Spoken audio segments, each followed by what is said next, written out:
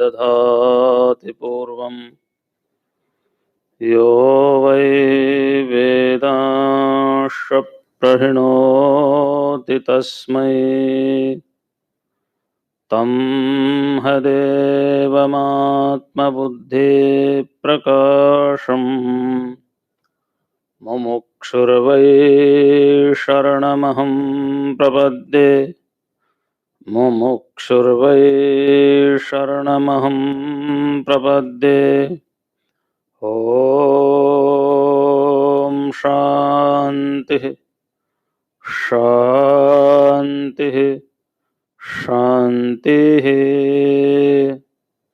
सच्चिदानन्दरूपाय विश्वोत्पत्त्यादिहेतवे तापत्रयविनाशाय श्रीकृष्णाय वयं नुमः। शङ्करं शङ्कराचार्यं केशवं बादरायणं सूत्रभाष्यकृतौ वन्दे भगवन्तौ पुनः पुनः। ईश्वरो गुरुरात्मेति मूर्तिभेदविभागिने व्योमवद्व्याप्तदेहाय दक्षिणामूर्तये नमः। ॐ शान्तिः शान्तिः शान्तिः।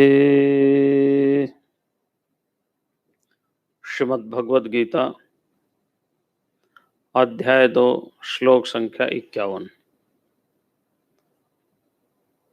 जिस पर हम आज बात कर रहे हैं।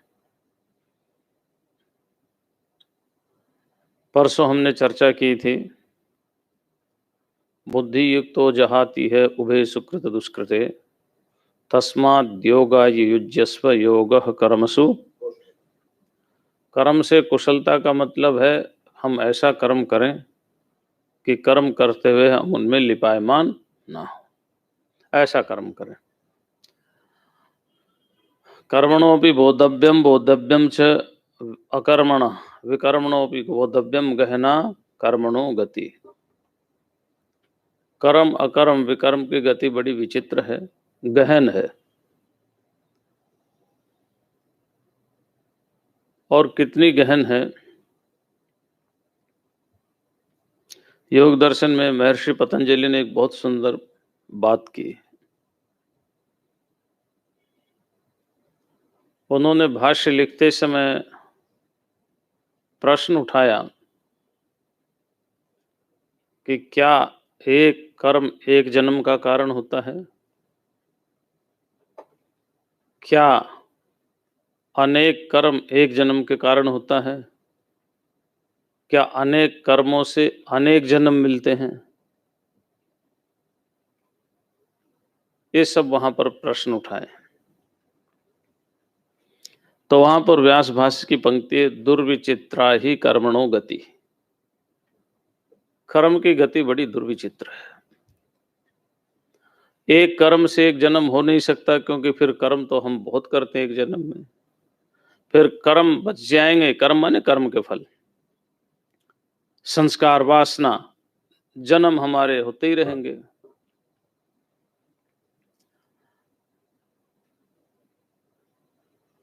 तो वहां पर बताया अनेक कर्मों से एक जन्म प्राप्त होता है। तो हम कर्म कैसे करें कि हम जन्म ही ना हो हमारा?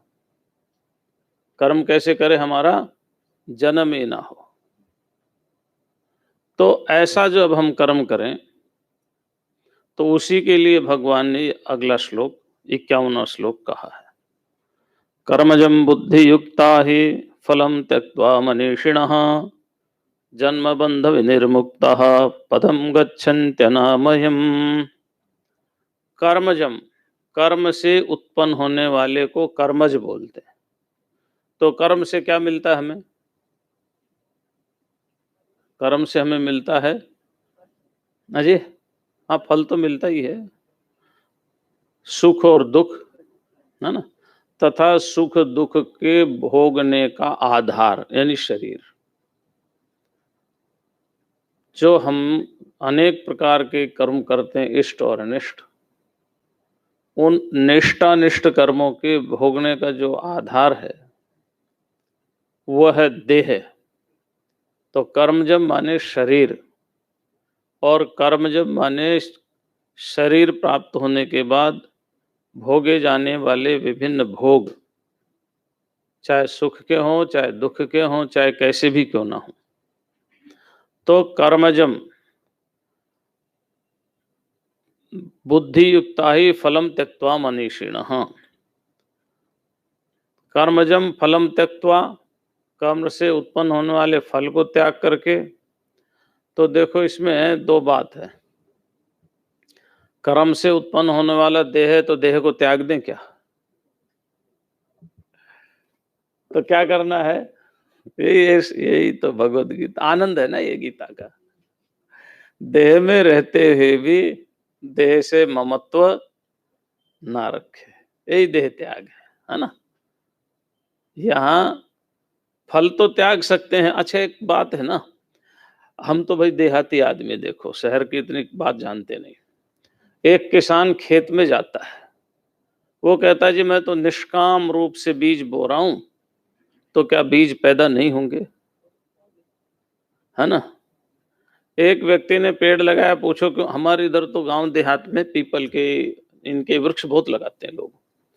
एक संस्कार बना हुआ है कि एक वृक्ष लगाओगे तो 10 पुत्रों के बराबर पुण्य मिलेगा, तो वृक्ष लगाते हैं। किसी से भी क्यों लगाते हो वृक्ष? बस लगा दिया, ये संस्कार बने हुए। मान लो उन्होंने निष्काम रूप से वृक्ष लगाए, तो क्या वृक्ष की छाया नहीं होगी?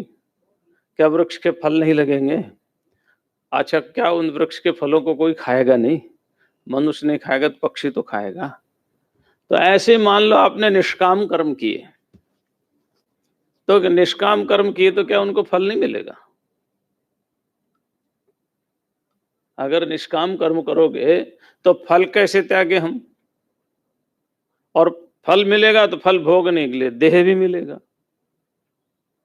तो फल भी मिलेगा, देह भी मिलेगा, सुख दुख भी मिलेंगे, सब कुछ मिलेगा। लेकिन बुद्धि युक्त व्यक्ति जो है इन सब को छोड़ देगा।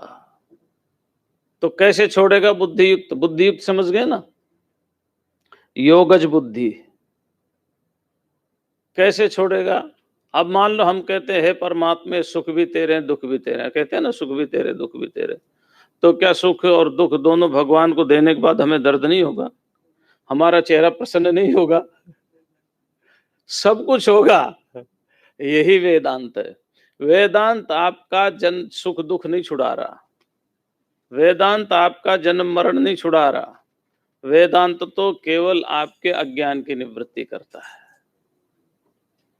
और जब ज्ञान हो गया तो न जन्म है, न मरण है, न सुख है, न दुख है। केवल अज्ञान की वृत्ति का नाम वेदांत, अज्ञान निवृत्ति का नाम। तो जो हमने किए अच्छे किए, अवश्य में वो भोक्तव्यम कृतम कर्म शुभाशुभम। शुभ और अशुभ का कर्म भोगना ही पड़ेगा, बिना क्षय किए वो खत्म होंगे नहीं। तो क्षय कैसे खत्म होंगे? तो राजस्थान में हमारे झुंझुनू वाले बैठे हुए हैं, इधर रेगिस्तान के बहुत बड़े बड़े टीले हैं। तो एक राजकुमार का लड़का अपने महल पर बैठा हुआ था, और उस महल के सामने से बहुत ऊंट जा रहे थे। ऊंट, ऊंट तो देखे होंगे ना आपने, सवारी की कभी? हाँ अच्छा किया, हमने तो खूब बैठ करके भगाया है। आपने तो थोड़ी बहुत सजे सजाए ऊंट पर की होगी। हाँ सजे सजाए पर। तो उस ऊंट पर कपास भरे हुए थे। लकड़ी का एक ऊंट पर ऐसे रखते हैं, यूं करके ऐसा होता है, उसमें कपास भरते हैं ना। बहुत कपास भर रखा था उसमें। एक ऊंट गया, 2 गया, 10 गए, 100 गए, 1000 गए, बैठा बैठा देख रहा था। राजकुमार ने सोचा कि इतना कपास काटेगा कौन? हो जो है ना, हाँ चरखे से वो करते ना, इतना कपास कौन काटेगा? तो टेंशन हो गया उसको। एक ऊंट को काटने में कितना समय लगता है, इतना कौन काटेगा? वो सोचता रहा सोचता रहा सोचता रहा, और डिप्रेशन में चल गया, फ्रस्ट्रेटेड हो गया। अब राजा उसकी चिकित्सा कराए, वो ठीक ना हो, बड़ी मुश्किल होगी, क्या करे। तो किसी समय घूमते घूमते एक महात्मा आ गए वहां पर।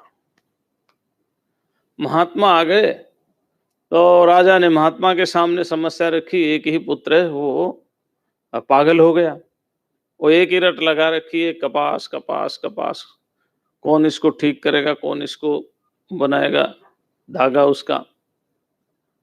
तो राजा ने कहा चलो देखते हैं, लड़के को देखा। महात्मा ने पूछा समस्या क्या थी।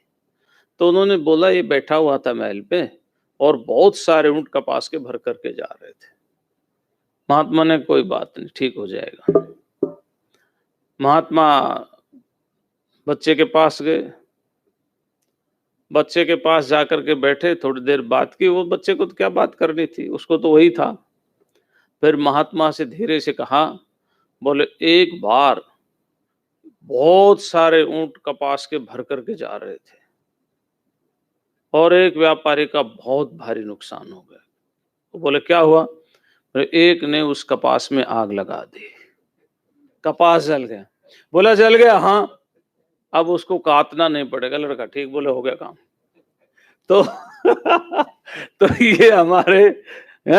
ये हमारे जन्म जन्मांतर के जो ऊंट हैं, वासनाओं के भर करके आ रहे देह रूपी ऊंट में ना, अगर कोई समझदार गुरु मिल जाए और कोई एक अग्नि की चिंगारी लगा दे, तो ज्ञानाग्नि दग्ध कर्माणम, है ना। तो दग्ध बीज भावापन्न उसको योग दर्शन में बोलते हैं, ना। योग दर्शन में बोलते हैं दग्ध बीज भावापन्न, यानी बीज को वैसे बोओगे तो अंकुरित हो जाएंगे और भून दो तो नहीं होंगे। तो जब तक दग्ध बीज भावापन्नता नहीं आएगी तब तक कर्म से उत्पन्न होने वाले फल, वासना, संस्कार, जन्म, ये सब हमें मिलते ही रहेंगे। इसलिए यहाँ बुद्धि युक्त का अर्थ है योगज बुद्धि। तो जो बुद्धि से युक्त हैं, ऐसे बुद्धि युक्त मनीषिणः, मनीषा के ऊपर अनुशासन करते। मनीषा कहते हैं बुद्धि को, अर्थात जिसकी विचार शक्ति, जिसकी चिंतन शक्ति केवल तत्व की ओर ही जा रही है, ऐसे। और जन्म बंध विनिर्मुक्ता, वो व्यक्ति क्या हो जाते हैं, जन्म से और बंध से, आया जन्म ही है बंध, तो जन्म बंध से मुक्त हो जाते हैं। जन्म बंध से मुक्त का मतलब है यद गत्वा न निवर्तन्ते तद्धाम न स भूयोपि जायते, भूय न अभिजायते, न स भूयोपि जायते, न च पुनरावर्तते न च पुनरावर्तते, फिर उसका पुनरावर्तन होता नहीं। अच्छा, एक हमारे देहाती हैं, और देहाती कहते हैं भाई सब मर करके स्वर्ग में चले गए तो वहां तो बहुत भीड़ होगी, बहुत ज्यादा क्राउड हो गया होगा। तो ये तत्वज्ञानी महापुरुष कहाँ जाते हैं, यद गत्वा न निवर्तन्ते, चले तो गए लेकिन आएंगे नहीं। ये कैसे हो जाएगा, गया है तो आएगा भी नहीं, क्यों। अगर कोई गया तो लौट के भी तो आएगा, तो फिर क्यों कहते कि वहां जाने के बाद नहीं आया जाता।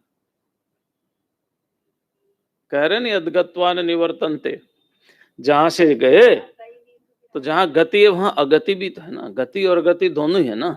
चला गया तो इसका मतलब रास्ता तो बना ही हुआ ना, वो नहीं तो उसका भाई उस रास्ते से कोई तो आएगा नहीं।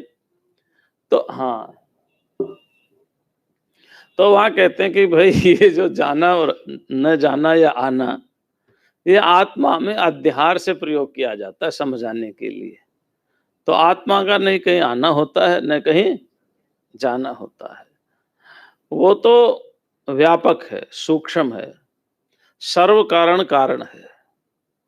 इसलिए जन्म बंध विनिर्मुक्ता, जन्म बंध से मुक्त हो जाते हैं, फिर उनका जन्म नहीं होता।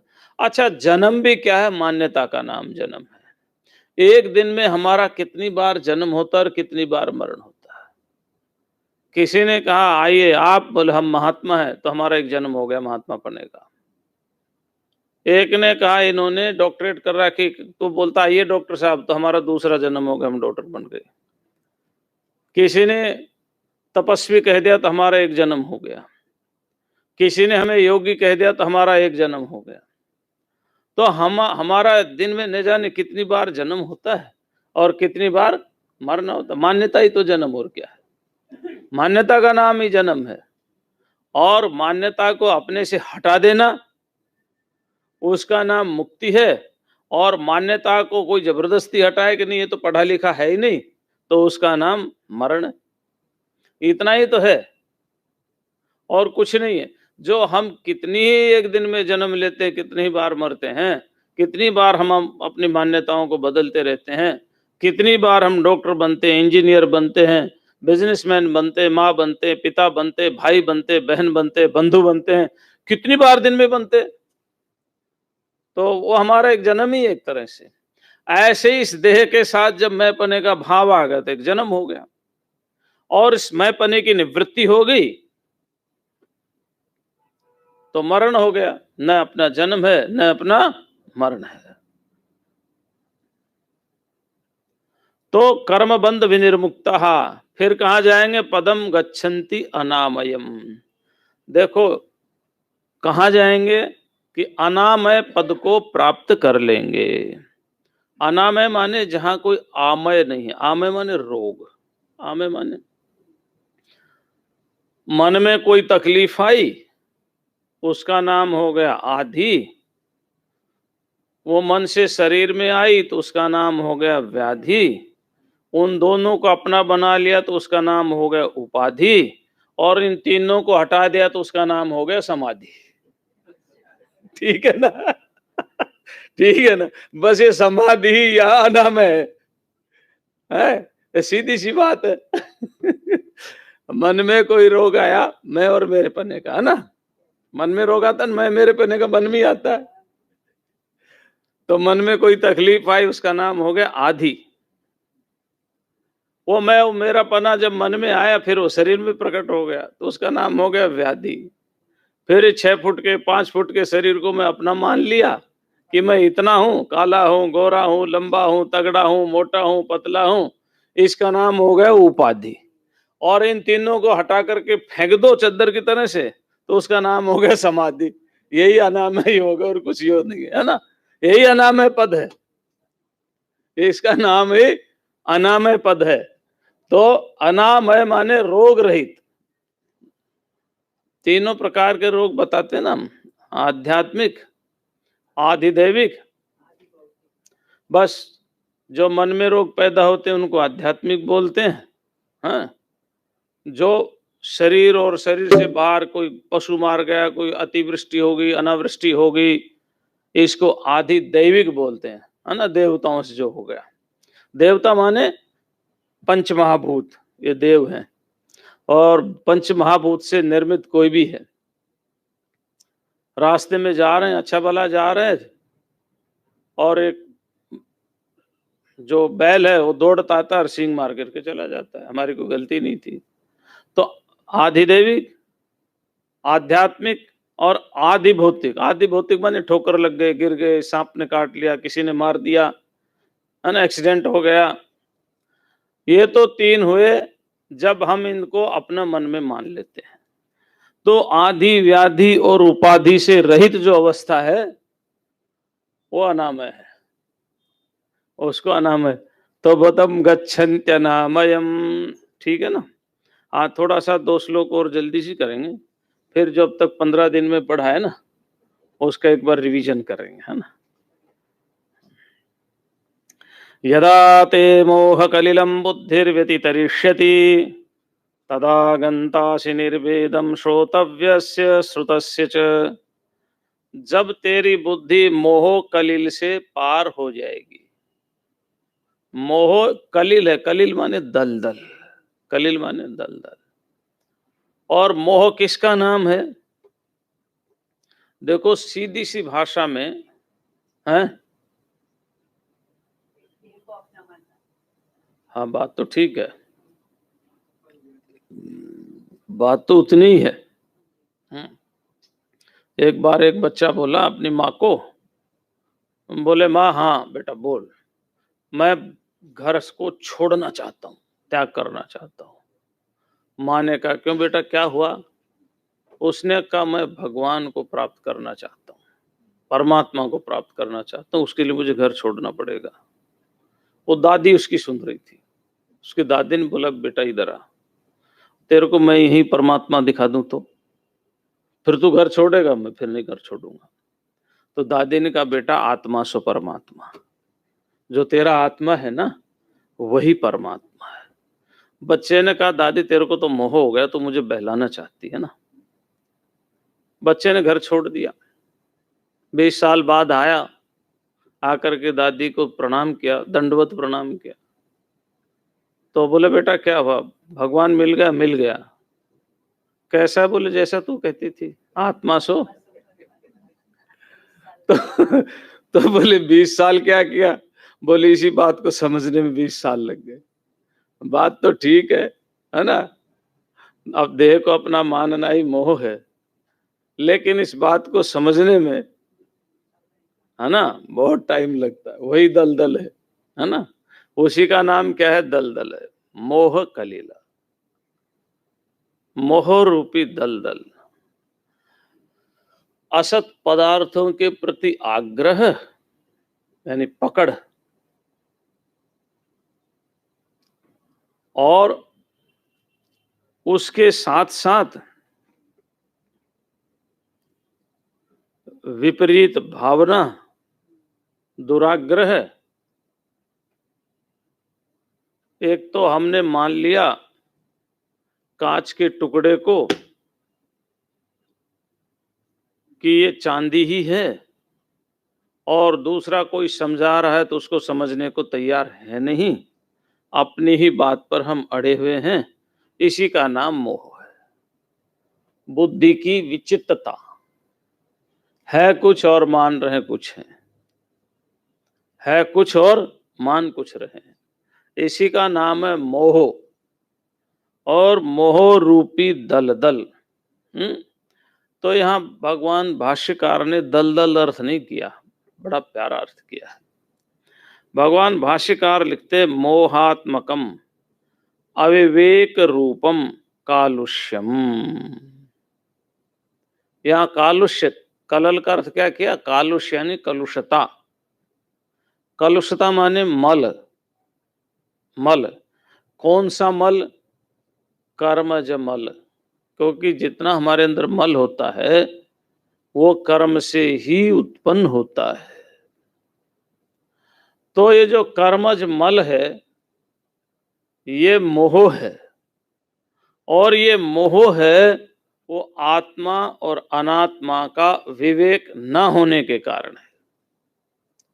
आत्मा क्या है, अनात्मा क्या है, इसका विवेक न होने के कारण इसका मोह है। योग दर्शन में लिखा अनित्या शुचि दुखानात्मसु नित्य शुचि सुखात्म ख्याति रविद्या। अनित्य पदार्थों में नित्य की ख्याति होगी, ज्ञान हो गया।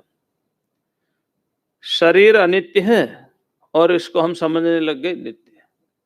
यही तो पूछा यक्ष ने युधिष्ठिर से, भाई ये बताओ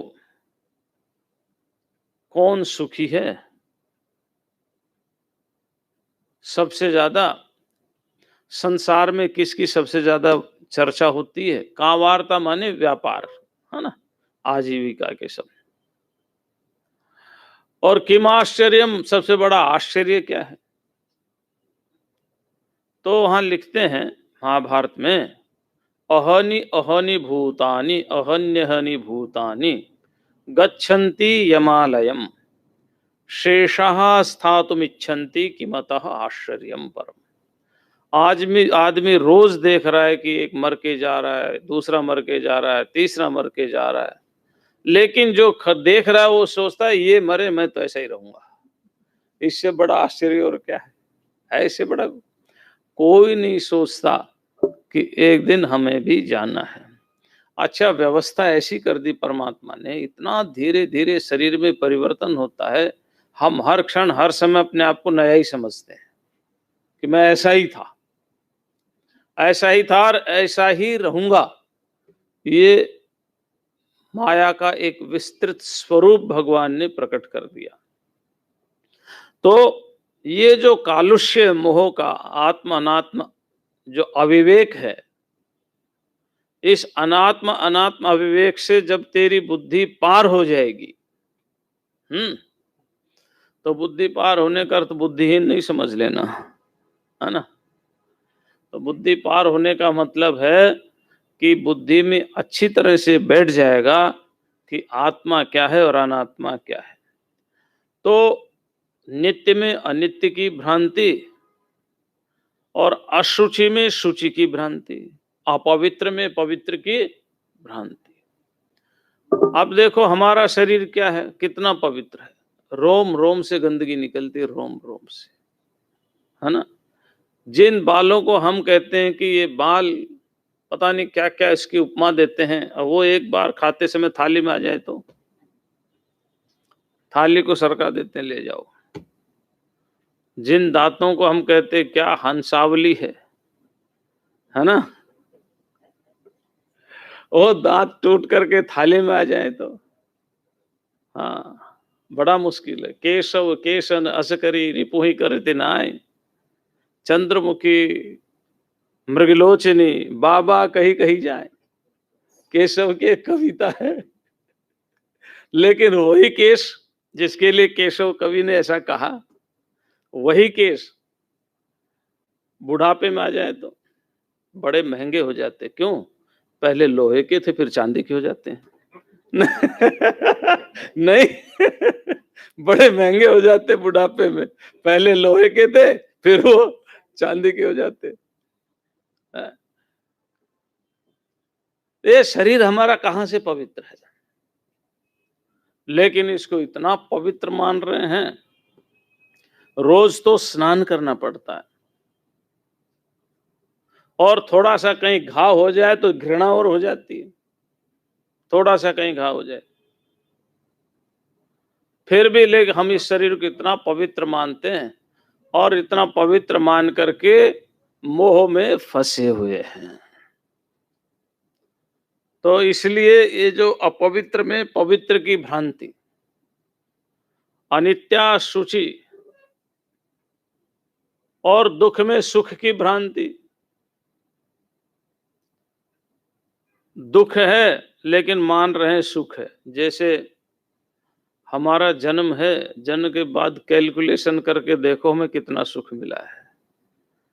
जब आप कैलकुलेशन करके देखोगे, उसी के लिए ऋषियों ने कहा परीक्ष लोकान कर्म चितान, कर्म चितान लोकान परीक्ष।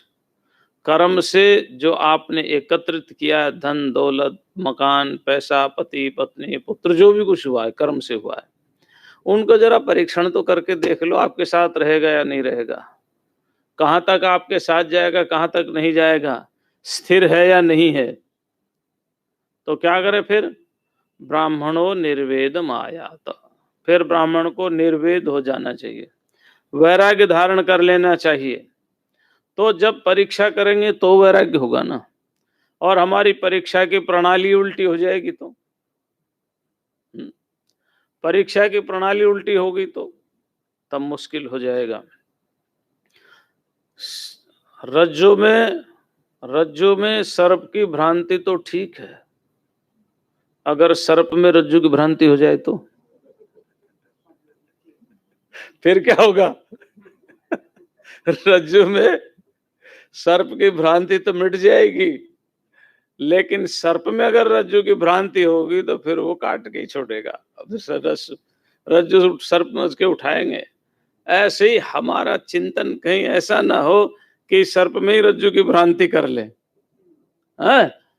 तो ये ध्यान रखना कि ये जो हमारी चिंतन की प्रणाली है, ये शास्त्र के अनुसार होनी चाहिए, अपनी मन की इच्छा से नहीं होनी चाहिए। अगर शास्त्र के अनुसार चिंतन की प्रणाली नहीं होगी तो कहेंगे महाराज अकेले का भी कोई जीवन है? क्या जीवन अकेले का? न किसी से मिलना, न किसी, मोक्ष में क्या है बताओ? आप अकेले ही तो रहते हैं, और कौन रहता आपके साथ? अच्छा, मोक्ष में आप अकेले रहोगे तो मन कैसे लगेगा? आपका मन लग जाएगा वहां, तो क्यों जाते हो मोक्ष में? मन ही नहीं लगेगा वहां, मन लगेगा वहां है? हाँ, ये हुई बात। वहां तो क्या है? मनोनाश, अमन की स्थिति। मन है ही नहीं, लगने के लिए क्या होगा? ठीक है ना? एक ने कहा, बेचारा देहाती था, वो इंग्लिश वाला था, इंग्लिश वाले ने कहा प्लीज नो माइंड। तो देहाती था, वो कहते फिक्र मत करो, मैं माइंड है ही नहीं मेरे पास। कि ऐसी हालत हमारी ना हो जाए तो वहां मन है ही नहीं, तो लगना ना लगना किसका? बात किससे करेंगे? वहां वाणी है ही नहीं, संगीत सुनोगे, कर्ण है ही नहीं, श्रोत्र है ही नहीं। तो फिर बोले उदासीन नहीं हो जाओगे? आसीन तो पहले, इनसे तो हम पहले ही ऊपर उठ गए। इसलिए शास्त्र के अनुसार चलोगे तो कहेंगे कि मन है ही नहीं, तो लगना ना लगना किसका? और शास्त्र के अनुसार नहीं चलेंगे तो फिर सोचेंगे अरे वहां कोई भी नहीं है, क्या करेंगे वहां जाकर के? तो इसलिए ये जो मोह कलिल है, इससे ऊपर उठना है। तदा गंतासि निर्वेदम, फिर तो निर्वेदता को प्राप्त हो जाएगा। श्रोतव्यस्य श्रुतस्य च, जो सुनना है यह लौकिक सुख, श्रुतस्य च श्रोतव्यस्य च, जो सुनना है, सुनेगा, यानी पारलौकिक सुख। यह लौकिक और पारलौकिक सुखों से ऊपर उठ करके तो निर्वेदता को प्राप्त हो जाएगा। बड़ा प्यारे भगवत गीता है, थोड़ी देर एक श्लोक पर और चिंतन करते हैं। चिंतन लायक तो बड़े अच्छे श्लोक हैं, लेकिन हम सोच रहे हैं कि 15 दिन में जो हमने सीखा है, जाना है, पढ़ा है, उसकी पुनरावृत्ति भी हो जाए तो अच्छी बात है। चलिए, श्रुति वे प्रतिपन्ना ते यदा स्थास्यति निश्चला, समाधावचला बुद्धिस्तदा योगमवाप्स्यसि। श्रुति विप्रतिपन्ना। अब देखिए, ना समझ लोग इसका दूसरा अर्थ लगा सकते हैं कि देखो भगवान ने श्रुति का विरोध किया। क्या कह रहे हैं? जब अनेक प्रकार की श्रुतियों के कारण तुम्हारे अंदर जो संशय हो गया, श्रुति विप्रतिपन्न है ना, तो ये अनेक प्रकार की श्रुतियों से संशय क्या हुआ है? जैसे मान लो आजकल की जो कंपनियां हैं ना, आजकल की जो कंपनियां हैं बहुत एडवर्टाइजमेंट देती है। मान लो एक पेस्ट है, टूथपेस्ट का रामदेव जी का एक एडवर्टाइजमेंट है। रामदेव कैसे व्यक्ति हैं जो बिना किसी, वो क्या कहते हैं आजकल के इन लोगों को, सेलिब्रिटी है ना, सेलिब्रिटी के ही एडवर्टाइजमेंट के, is the alone person in the world. तो कभी रामदेव का आ रहा है, कभी कोलगेट का आ रहा है, कभी वज्रदंती का आ रहा है, कभी किसी का आ रहा है, कभी पेप्सोडेंट का आ रहा है, कभी किसी का आ रहा है। तो सोचते हैं कि इतने सारे में कौन सा अच्छा होगा, तो हमारी भ्रांति हो जाती है। कभी वो खरीदते हैं, कभी वो खरीदते हैं, कभी वो खरीदते हैं ना। फिर साबुन का एडवर्टाइजमेंट आता है, सर्फ का एडवर्टाइजमेंट आता है। टीवी तो मुझे लगता है किसी को साफ करना पड़ता नहीं होगा, उसी से साफ हो जाता होगा, साबुन और सर्फ से है। तो जैसे एक ही चीज के अनेक एडवर्टाइजमेंट आते हैं तो मन भ्रांत हो जाता है। गाड़ियां हैं, गाड़ियों के बारे में सुनिए, एक से जिस गाड़ी की एडवर्टाइजमेंट करना होगा उसकी बहुत बड़ाई आएगी। तो कौन सी गाड़ी खरीदे, व्यक्ति भ्रमित हो जाता है। कौन सा साबुन खरीदे, भ्रमित हो जाता है। कौन सा पेस्ट खरीदे, भ्रमित हो जाता है ना। तो जैसे ये एडवर्टाइजमेंट वाले, कंपनी वाले उसकी कर करके बढ़ाई, और फिर वो दिखाएंगे इसमें ये है, इसमें ये है, वो सारी एक एक चीज का विश्लेषण करके बैठेंगे। जैसे सारी चीजों का इन्हें मालूम है। तो आदमी खरीदता है, बाजार में माल बिकता है। अच्छा, फिर क्या किया, एक और उपाय किया उन्होंने, घर घर आदमी भेजो। तो कहने लगे तुम हमारे इसमें भागीदारी, हिस्सेदारी बनो, तुम फिर 2 को बनाओ, वो 2 का कमीशन तुम्हें मिलेगा, वो फिर 2 को बनाएंगे, उन 2 का भी कमीशन तुम्हारे पास आएगा, फिर वो 2 को बनाएंगे, उन 2 का कमीशन तुम्हारे पास आएगा, और ये कंपनियां घर घर बच्चों को भेज रही इस चक्कर में। तो ये क्या है, ये है श्रुति विप्रतिपन्ना। तो ऐसे ही अनेक प्रकार की श्रुतियां हैं। स्वर्ग के लिए ये करो, दूसरा कहता और ऊंचा स्वर्ग चाहिए तो ये करो, एक कहता है पुत्र की कामना के लिए ये यज्ञ करो, एक कहता है कि वृष्टि की कामना के लिए ये यज्ञ करो, दूसरा कहता है शत्रु के नाश के लिए ये यज्ञ करो, तीसरा कहता है अभिवृद्धि के लिए ये यज्ञ करो। तो यद्यपि आपको वेद ये नहीं कहता कि आप संसार का विषय चाहो, वेद तो ये कहता है कि आप चाहते हो तो ये करो। जैसे हमारे कोई भी मेडिकल साइंस ये नहीं कहती तुम दवाई खाओ, अगर तुम्हें रोग हो गए तो ये दवाइयां खा लो। कोई नहीं कहता है कि तुम दवाई खाओ, नहीं, स्वस्थ हो तो कोई बात नहीं, अगर रोग है तो खाओ। तुम्हें दवाई की चाह अंदर से तो दवाई खाओ। तुम्हें संसार की इच्छा है तो श्रुति कहती कि ये कर्म करो तो संसार मिलेगा। इतनी सी बात है, समझ गए ना? हाँ, बस इतना ही है। श्रुति तो इसलिए श्रुति क्या कहती, आत्मानं विद्धि। श्रुति तो कहती है ये चेद वेदित सत्यम अस्ति। श्रुति तो कहती निचाय तन्मृत्यु मुखात, उसको जान लो। श्रुति तो अनेक अनेक ऐसे उदाहरण है जो कहती भाई अपने आप को ही जानो, अपने आप को जानो। नान्य पंथा विद्यते अयनाय, कितनी भी कोशिश कर लो, जब तक आप इसको नहीं जानोगे तब तक आप दुख से छुटकारा नहीं पाओगे। वेदाहमेतम पुरुषम महांतम आदित्य वर्णम तमसः परस्तात् तमे विदित्वाति मृत्युमेति, तम एव विदित्वा अति मृत्युम एति। नान्य पंथा विद्यते अयनाय, there is no alternate to become permanent happy. अगर शाश्वत सुख चाहिए तो आत्मा को जानो। तो श्रुति का तो सीधा उपदेश है, लेकिन जब संसार की कामनाओं की बात कहते हैं तो फिर वहां विधिलिंग का प्रयोग है। जैसे स्वर्ग कामो यजेत, अगर स्वर्ग की कामना है तो यज्ञ करो। पुत्र कामो यजेत, पुत्र की कामना है तो पुत्रेष्टि करो। धान्य की कामना, अनाज की कामना है तो शस्येष्टि करो। तो ये अगर चाहते हो तो ये कर्म करो, ये श्रुति कहती है। नहीं चाहते हो तो अपने आप को जानो। अगर आपको बीमारी है तो ये दवाई खाओ, निरोग हो तो मत खाओ। कोई मेडिकल साइंस नहीं कहती आपको कि दवाई खाओ दवाई खाओ दवाई खाओ, कोई नहीं कहती। एक ही है कि रोग हो गया तो खा लो, और जैसा रोग है उसके अनुसार दवाई है। सिर में दर्द है तो अलग दवाई है, पेट में दर्द है तो अलग दवाई है, डायबिटीज है तो अलग है, हाई बीपी है तो अलग है, लो बीपी है तो अलग है। तो ऐसे ही जिसको जैसा जैसा रोग है वैसी वैसी दवाई खा लो। ऐसे ही संसार में जिसकी जैसी जैसी कामना है उस अनुसार श्रुतियों ने उन कामनाओं की पूर्ति के लिए अनेक विध यज्ञों की बात कही, तप की बात कही, उपासना की बात कही। तो उन श्रुतियों के उन वाक्यों को श्रवण करके जिसकी बुद्धि विप्रतिपन्न हो गई है, संशयग्रस्त हो गई है, ऐसी बुद्धि जब संशय से रहित हो जाती है, स्थास्यते निश्चला। निश्चला माने विक्षेप रहित बुद्धि।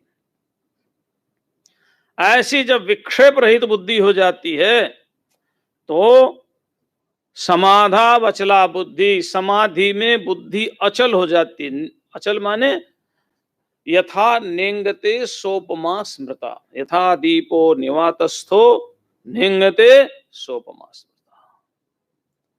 तो वो तो हुई वो बुद्धि जो योग से पैदा होती है।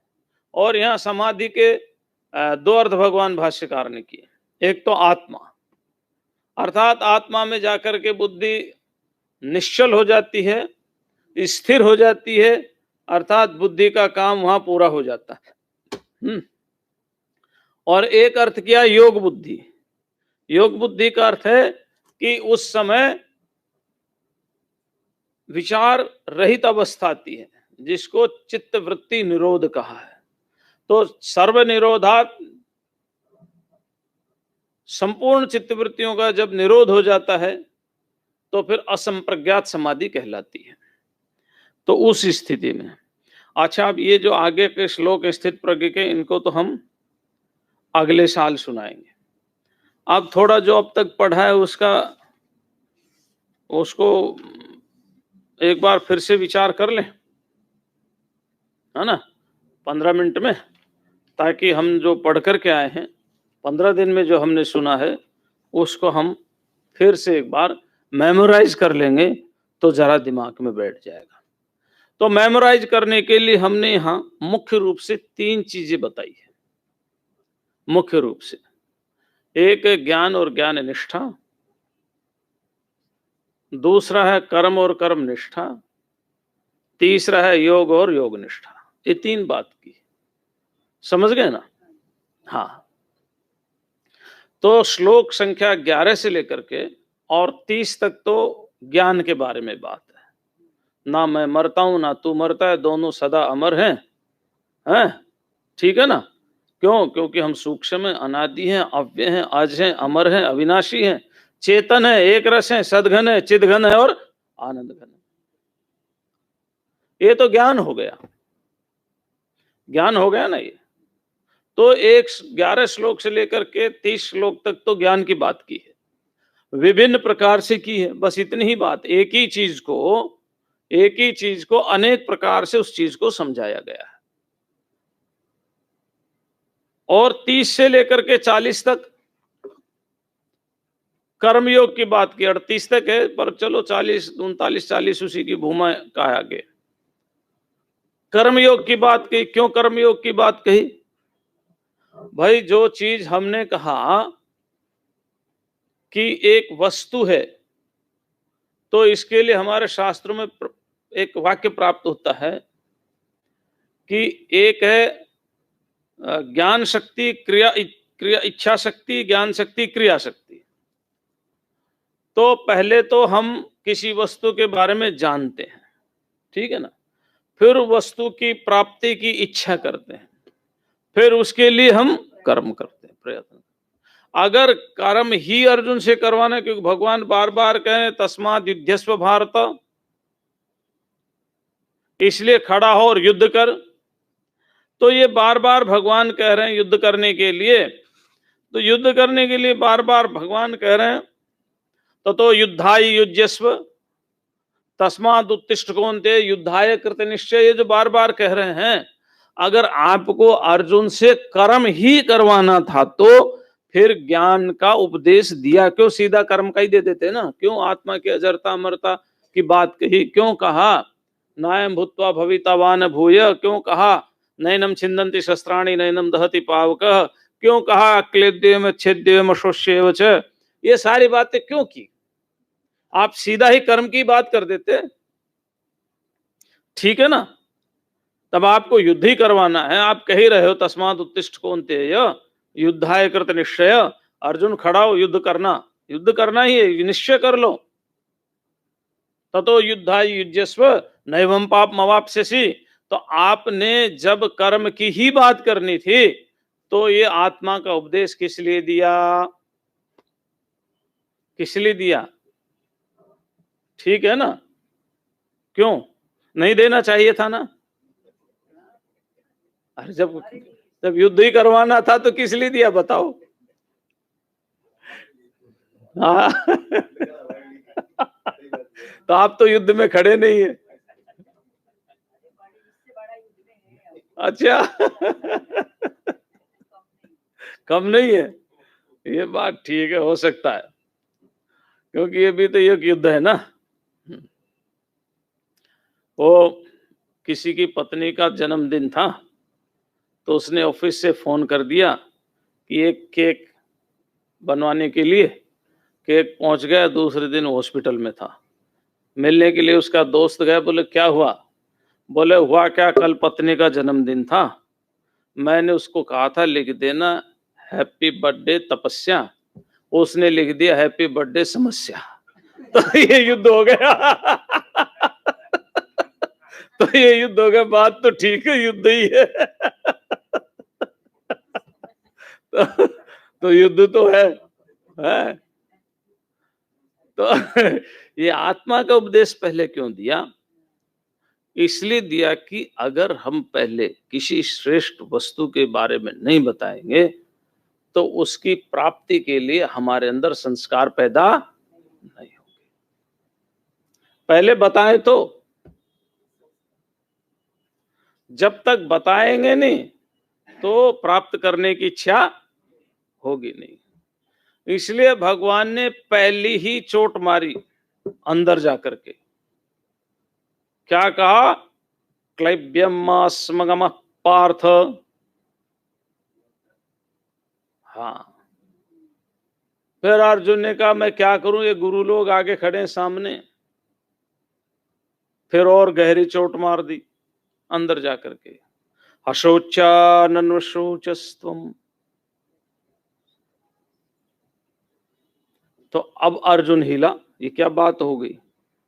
मैं कह रहा हूं ये मर जाएंगे, भगवान कह रहे मरने वाला कोई भी नहीं इसमें, न तू मरेगा न ये मरेंगे, दोनों ही रहेंगे। और न पहले कभी मरे और न आगे कभी मरने वाले। देहि नित्यमवध्योयम देहे सर्वस्य भारत। ये तो देही तो नित्य है, देह का परिवर्तन होता रहता है। तो अर्जुन ने देखा मैं इतना बड़ा हो गया, जो मैं बालकपन में था वही मैं हूं या दूसरा हूं? देही तो बदला, मैं भी बदला हूं। तो अब आप देखो कि बचपन में जो हम थे, इस समय हम वही है या दूसरे हैं? जो बचपन में थे वो तो नहीं हम, तो देह कहां बदला, हम ही बदल गए।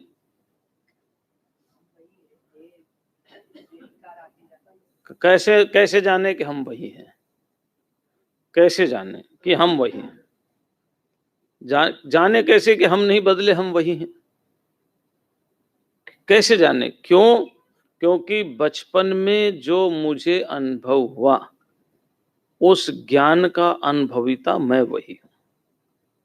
जवानी में जो मुझे अनुभव हुआ, इस समय बुढ़ापे में जो मुझे अनुभव हो रहा है, अवस्थाएं देह की बदली हैं, लेकिन इन अवस्थाओं को जानने वाला एक ही है। तथा देहांतर प्राप्तिर धीरस्तत्र न मुह्यते। जैसे यहां देह की अवस्थाएं बदलती, लेकिन देह को जानने वाला एक ही है, ऐसे ही दूसरे जाकर के भी देह की अवस्थाएं बदलती हैं। इन संपूर्ण देह को जानने वाला वो एक चेतन आत्मा एक ही है। अब इतनी सुंदर जब बात सुनी अर्जुन ने, तो बोला अरे कैसे मिलेगा? तो बोले कर्म करो भाई, कर्म करो। तो कर्म क्या है? जो जिस वर्णाश्रम धर्म के अनुसार जो सामने उपस्थित हो गया वो कर्म है।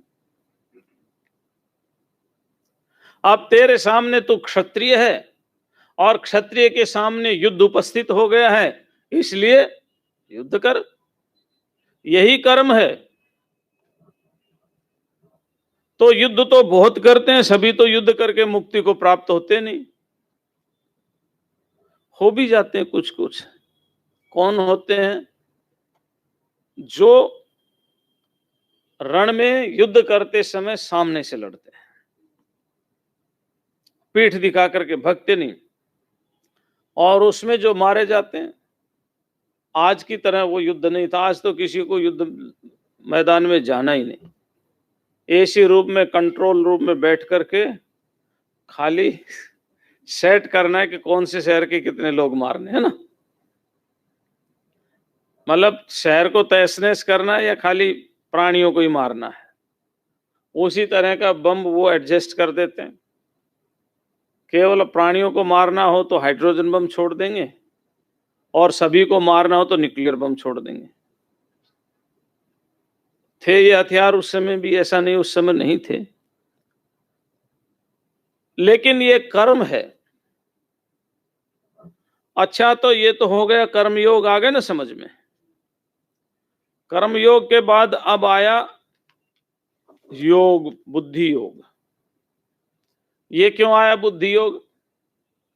ये इसलिए आया कि आत्मा तो ठीक है, आपने समझ लिया नित्य है, मिलती है कर्म से ही, यानी उपासना करेंगे, उसके लिए कुछ करेंगे, अंतःकरण की शुद्धि होगी तब। लेकिन वो कर्म आत्मा की प्राप्ति में तब उपयोग होगा जब आप बुद्धि से युक्त होकर के कर्म करोगे, निष्काम भाव से। निष्काम भाव का अर्थ है कर्म तो है, उसका फल भी है, लेकिन कर्म के फल में मैंने अपना अधिकार छोड़ दिया है। किसान कितने भी निष्काम भाव से काम करे, अनाज पैदा होगा ही। हम कितनी भी निष्काम भाव से काम करें, उसका फल मिलेगा ही, लेकिन उस फल में जो मैंने मेरा अधिकार समझ रखा था, उसमें अपने अधिकार की भावना को खत्म कर दिया। ये बुद्धि योग है। कर्म तो है, लेकिन कर्म अब ईश्वरार्पण भाव से हो रहे हैं। कर्म तो है, लेकिन कर्म अब समष्टि भाव से हो रहे हैं, समष्टि भाव से। जो कर्म समष्टि भाव से हो रहा है, जो कर्म ईश्वरार्पण भाव से हो रहा है, वह कर्म हमारी अंतःकरण को शुद्ध करता है। और अंतःकरण को शुद्ध करने के बाद जो हमारी अवस्था होती है, वह ऐसी अवस्था हो जाती है कि कर्मों के फल के प्रति जो आसक्ति हो, आसक्ति होते ने, फिर कर्म फल अनुकूल हो या प्रतिकूल, जो भी है परमात्मा के लिए। जैसे एक राजा पागल हो गया, पागल।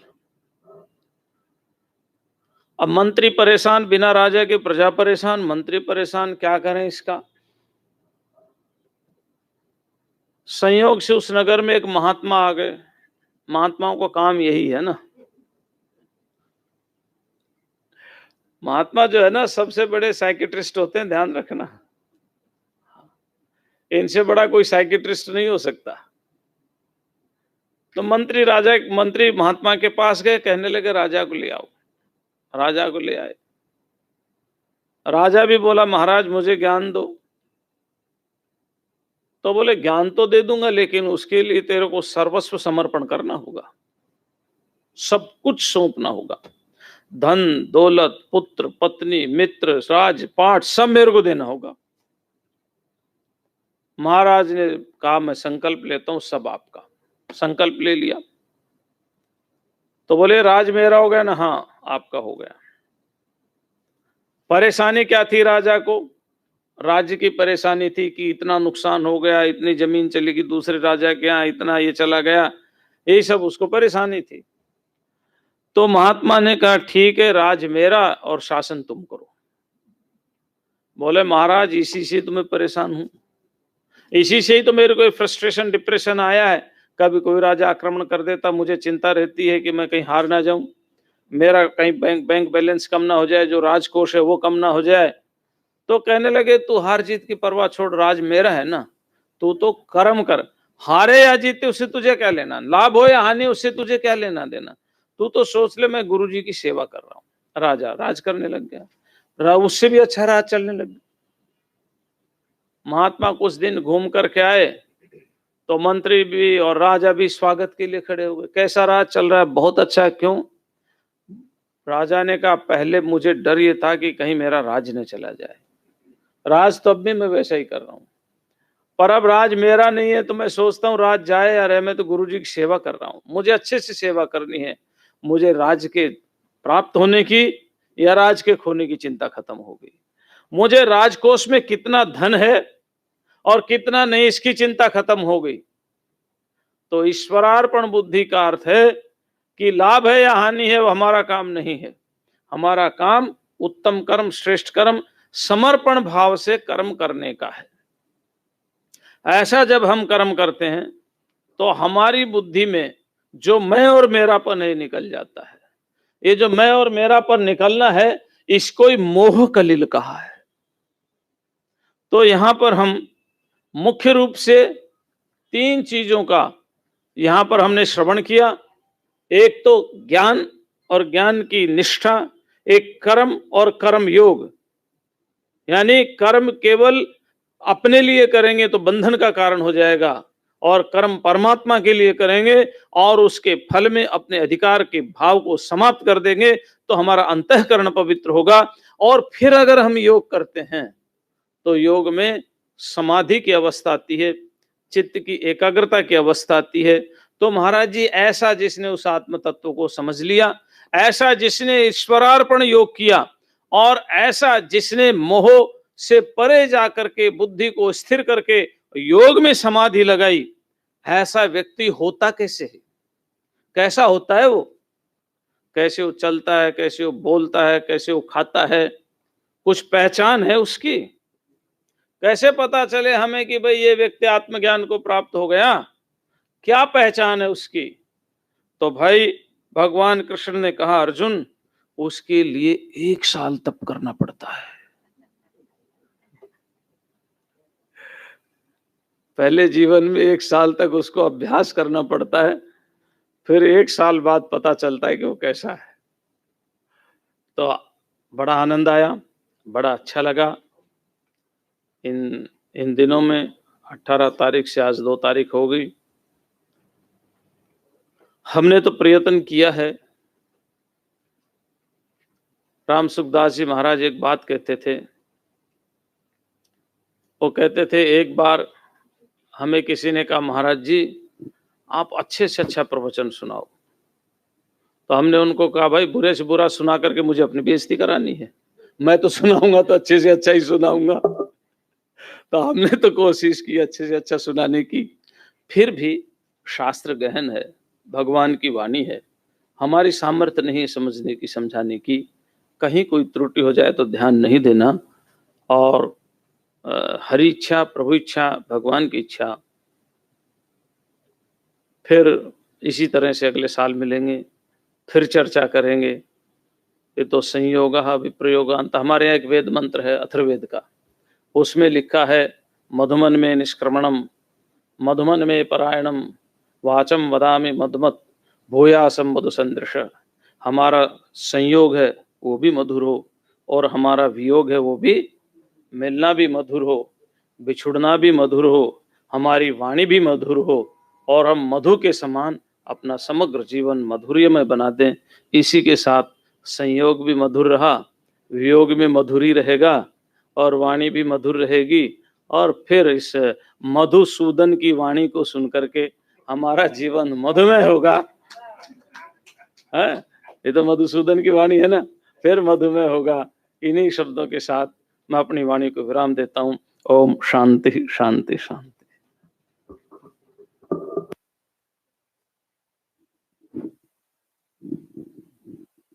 नारायण नारायण नारायण। स्वामी जी के श्री चरणों में प्रणाम। इन 15 दिनों में आपने हमें बहुत कुछ दिया स्वामी जी। सबसे बड़ी बात तो मन की शांति है, मन का संतोष है। हम परमपुरी में आते हैं ताकि हमें कुछ मिले यहाँ से, और आने का उद्देश्य यही है स्वामी जी कि संसार में देख लिया कि संसार में कोई सार है नहीं।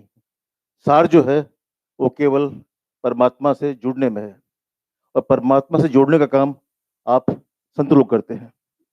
इतना ही कहूँगा, मुझे अधिक कुछ कहना नहीं है कि जो कुछ स्वामी जी ने हमें इन 15 दिनों में दिया है उस पर हमें विचार करना है। हमें कमी क्या है? अहमता, ममता, राग और द्वेष। एक ही चीज है, अज्ञान। ये अज्ञान मिटेगा संतों की वाणी को अपने जीवन में आचरण में लाने से। अधिक कुछ नहीं कहकर मैं आपकी सबकी तरफ से स्वामी जी के श्री चरणों में पुनः प्रणाम। जय श्री कृष्ण।